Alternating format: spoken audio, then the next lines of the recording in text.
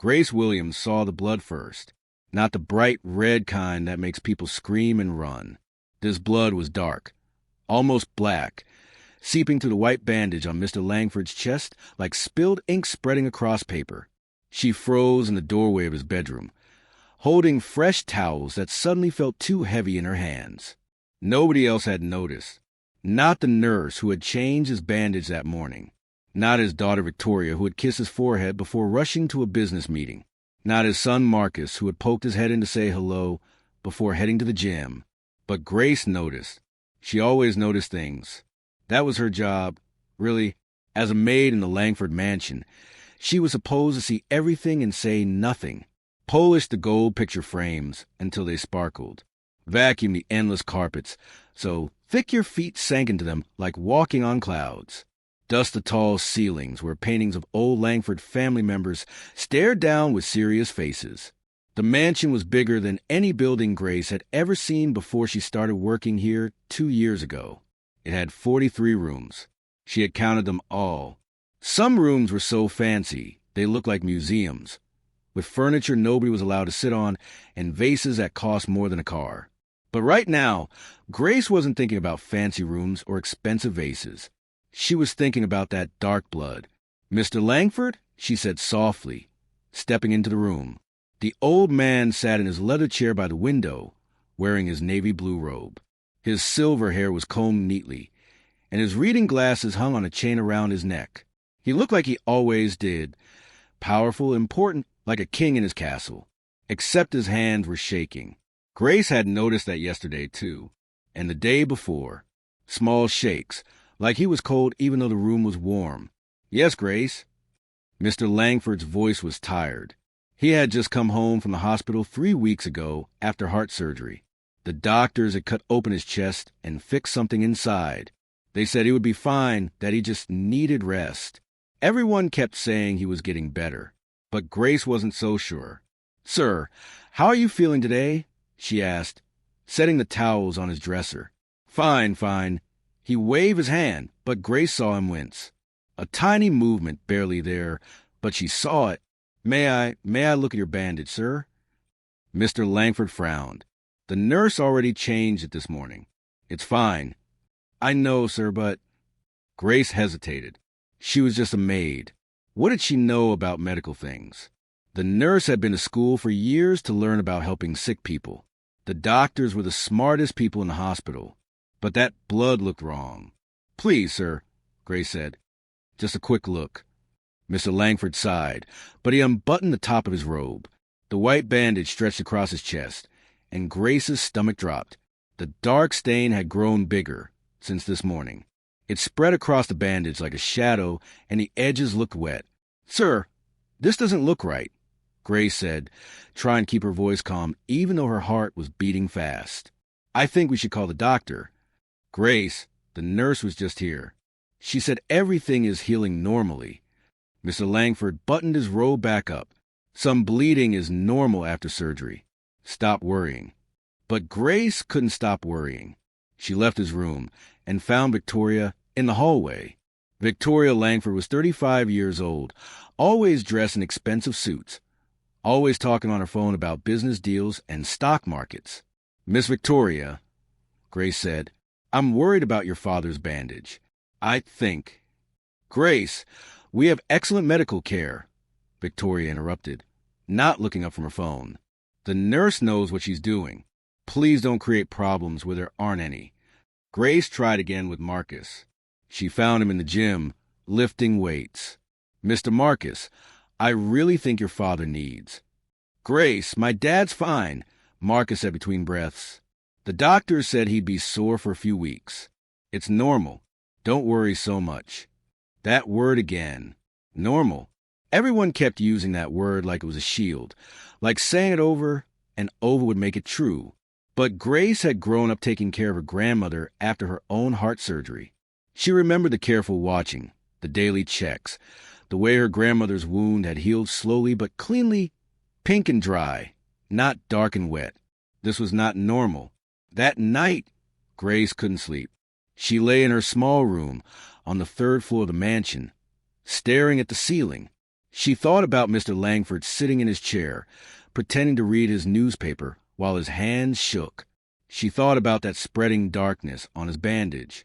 She thought about what might happen if everyone kept ignoring what she saw. The next morning, Grace arrived at Mr. Langford's room early, before the nurse came. She knocked softly. "Come in." His voice called out, weaker than yesterday. Grace opened the door and gasped. Mr. Langford was slumped in his chair, his face pale and sweaty. His robe hung open, and the bandage was soaked through, dark liquid dripping down his chest. "Sir." Grace ran to him. I'm fine," he mumbled, but his eyes looked confused, unfocused. Grace's hands trembled as she pressed a clean towel against his chest. The blood, so much blood, soaked through immediately, warm and sticky. "Help!" Grace screamed toward the hallway. "Somebody help. Call 911. Everything happened fast after that. Running footsteps. Victoria's scream. Marcus yelling into his phone.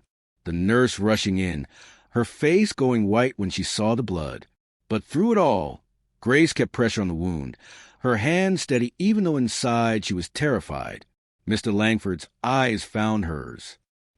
You tried to tell them," he whispered. "Save your strength, sir," Grace said. "Help is coming." "You noticed," he breathed. "When no one else did, you noticed." Sirens wailed in the distance, getting closer.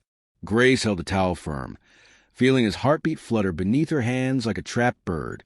She had noticed, and now she just had to hope it wasn't too late. The ambulance lights painted the mansion red and blue, flashing through the windows like a silent alarm screaming. Something is very wrong here. Grace rode in the ambulance with Mr. Langford because nobody else could fit. Victoria and Marcus followed in their car, racing behind the wailing sirens.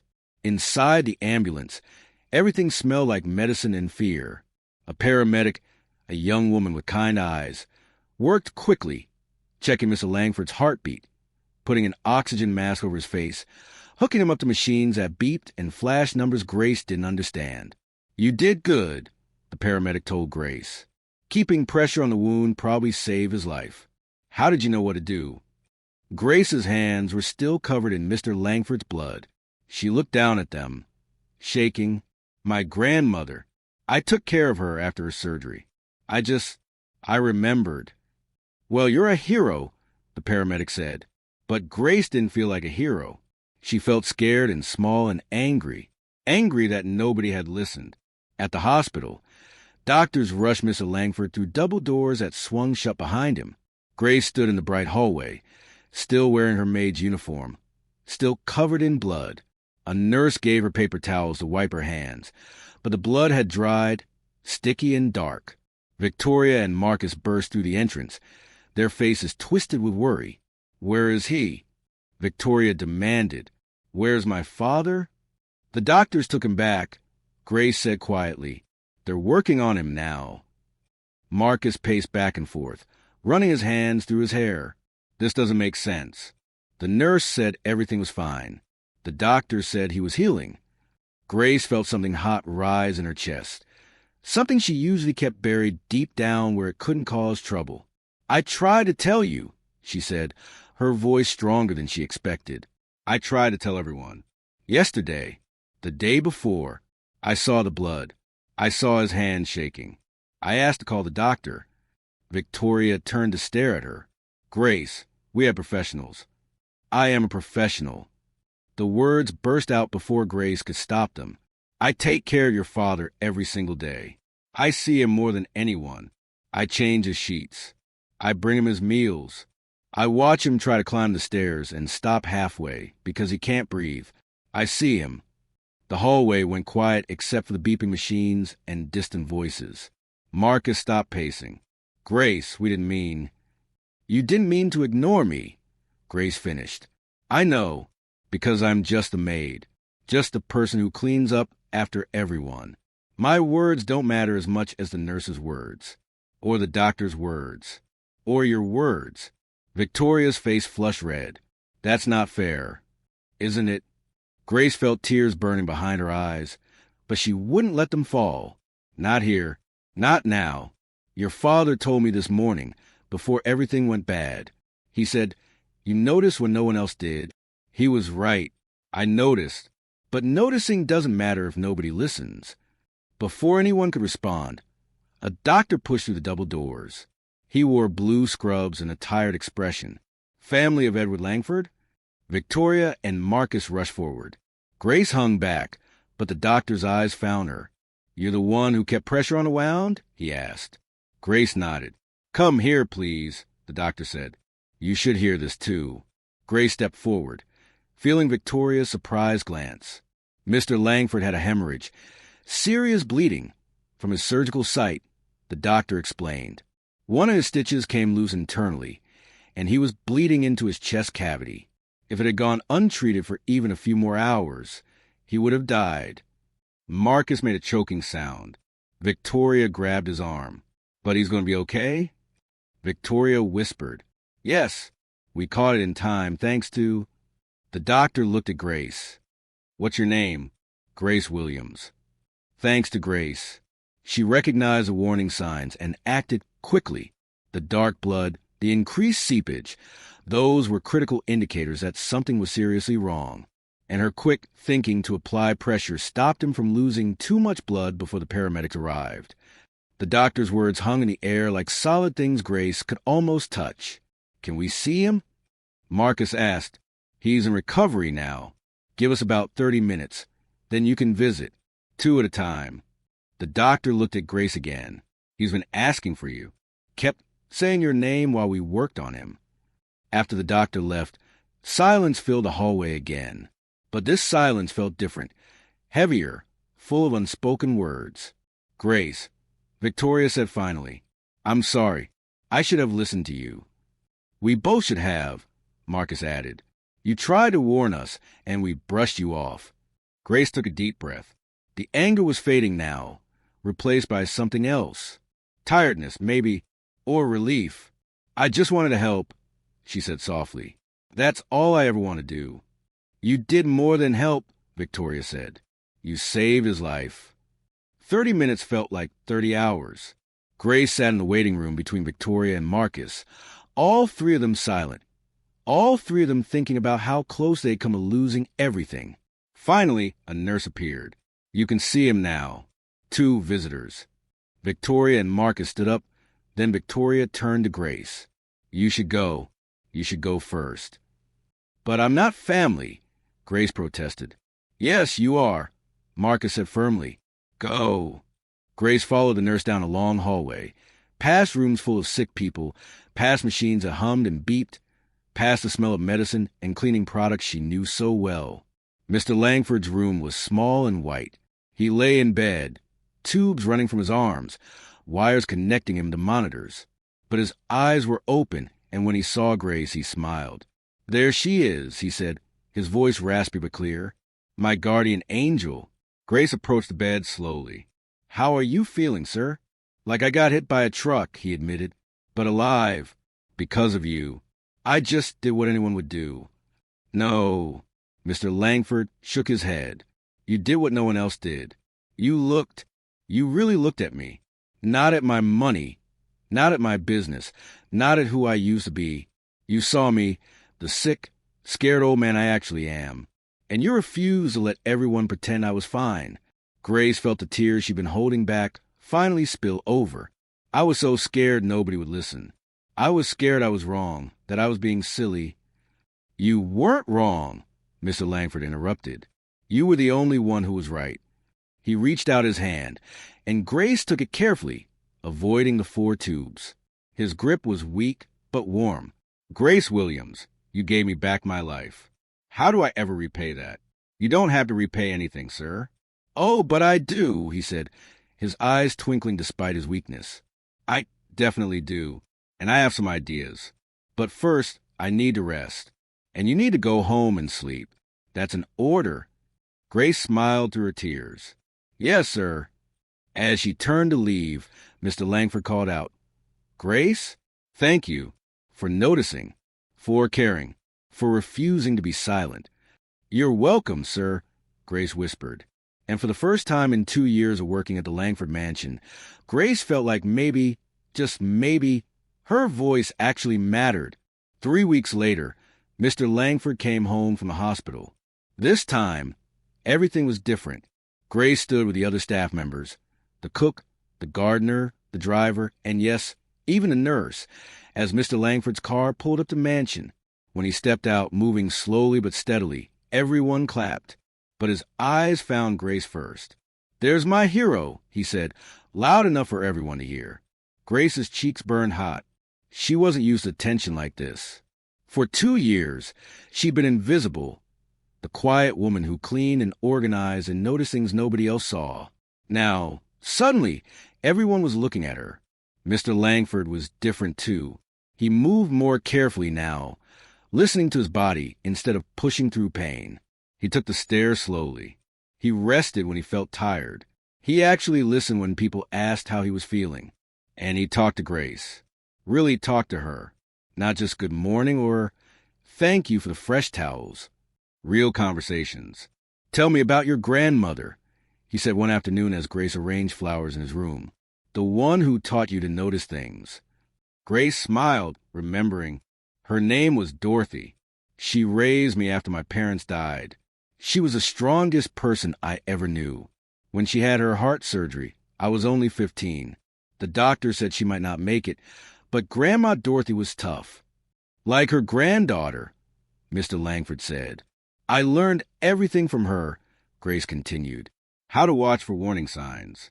How to trust what I see, even when other people don't believe me. She used to say, 'Grace, baby, your eyes are a gift. Use them.'" Mr. Langford nodded slowly. She was right. Your eyes saved my life. 1 month after the hospital stay, Mr. Langford called Grace into his office. A huge room with dark wood and leather chairs and windows that looked out over the gardens. Victoria and Marcus were there too, sitting on the couch. They smiled when Grace entered. "Sit down, Grace," Mr. Langford said, gesturing to a chair across from his desk. Grace sat, her heart beating fast. Was something wrong? Was she in trouble? Mr. Langford opened a folder and pulled out papers. "Grace Williams, I've been thinking a lot about what you did for me, about how you saved my life when you could have just stayed quiet and kept doing your job. Sir, He held up his hand gently. "Let me finish. I've built businesses worth billions of dollars. I've made deals that changed industries. I've won awards and been on magazine covers, and had presidents shake my hand. But none of that matters if you're dead. You gave me the most valuable thing anyone can give. More time. Time with my children. Time to fix the mistakes I've made. Time to be better." Grace's throat felt tight. "So I've decided to give you a gift," Mr. Langford continued. "There's a house on the coast, about 2 hours from here. Beautiful place, right on the beach. It's been sitting empty for years. I want you to have it." Grace's mouth fell open. "Sir, I can't accept that." "Why not?" "Because it's too much. I was just doing the right thing. I don't need a reward for that." Mr. Langford leaned forward. "Grace, do you know what I've learned in the past month? That doing the right thing is the hardest thing in the world. It's easy to stay silent. It's easy to let someone else take responsibility. It's easy to be invisible. But you chose to be brave. You chose to speak up even when nobody wanted to listen. That deserves to be recognized." Victoria spoke up. "Grace, my father is stubborn. Trust me, I know. Once he's made up his mind about something, you can't change it. He's going to give you that house whether you like it or not." Marcus laughed. "It's true. You might as well say yes." Grace looked at the papers in Mr. Langford's hands. A house. Her own house. On the beach. "I don't know what to say," she whispered. "Say yes," Mr. Langford said softly. "Let me do this one good thing." Grace took a shaky breath. Can I still work here? I like my job. I like taking care of you." Mr. Langford's eyes got shiny with tears. "Grace Williams, you can work here as long as you want, but I'm also giving you a raise. A big one. And I'm changing your title. You're not a maid anymore. You're our family care coordinator. Because that's what you really do. You take care of this family better than we take care of ourselves." The papers felt heavy in Grace's hands when Mr. Langford passed them across the desk. She looked at them, Legal words she didn't fully understand, but her name written there in black ink. Grace Williams. Homeowner. Thank you, she said, tears running down her cheeks. Thank you so much. But Mr. Langford shook his head. No, Grace. Thank you. 6 months later, Grace stood on the porch of her beach house, watching the sunset paint the ocean orange and pink and gold. The house was small but perfect. 2 bedrooms, a kitchen with windows that looked out the waves, a garden where she'd grow vegetables like her grandmother used to. On weekends, she came here to rest and remember and breathe the salt air. During the week, she still worked at the Langford mansion. But everything had changed. The nurse asked Grace's opinion now, when checking Mr. Langford's bandages. Victoria called Grace before making big decisions about her father's care. Marcus brought his kids to visit and introduced Grace as the woman who saved Grandpa's life. And Mr. Langford? He was different too. He was gentler now, kinder. He remembered the names of all the staff members. He asked about their families. He listened, really listened, when people talked. One day, as Grace helped him walk to the garden, he said, "You know what's funny? I spent my whole life building an empire, making money, being important. But I was dying, and the only person who noticed was the one person I'd never really looked at, the one person everyone else ignored. I wasn't important enough to ignore," Grace said with a small smile. "No." Mr. Langford stopped walking and turned to face her.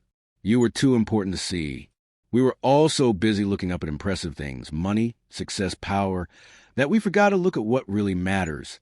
Kindness, attention, care. You had all of that. You've always had it. We just weren't paying attention." Grace thought about that as she stood on her porch, watching the waves roll in and out, steady and sure. She thought about her grandmother Dorothy, who taught her that eyes are a gift. She thought about that morning when she saw the dark blood spreading across white bandages and made the choice to speak up instead of staying silent. She thought about how one small voice, one person who cared enough to notice, could change everything. The sunset faded into purple twilight. Stars began to appear, one by one, tiny lights in the darkness. Grace smiled. Sometimes the most important people in the world are the ones nobody sees. The quiet ones, the careful ones, the ones who notice when something is wrong and refuse to look away. Sometimes saving a life isn't about being a doctor or a hero or someone important. Sometimes it's just about having the courage to say, "Something is wrong here, and I won't stay silent." Grace had found her voice in that mansion, in that moment of crisis, and now she knew she would never be silent again. Not when it mattered, not when someone needed help, not when her eyes, her gift, saw what others couldn't see. The waves whispered their endless song. Grace whispered back, "Thank you, Grandma Dorothy. I use my gift, just like you taught me." And somewhere in the stars, she felt her grandmother smiling. If this story touched your heart, share it with someone who needs to hear it. Like and subscribe for more inspiring stories about ordinary people doing extraordinary things. Because everyone deserves to be seen. Everyone deserves to be heard. And sometimes, the quietest voice in a room is the one that saves everything.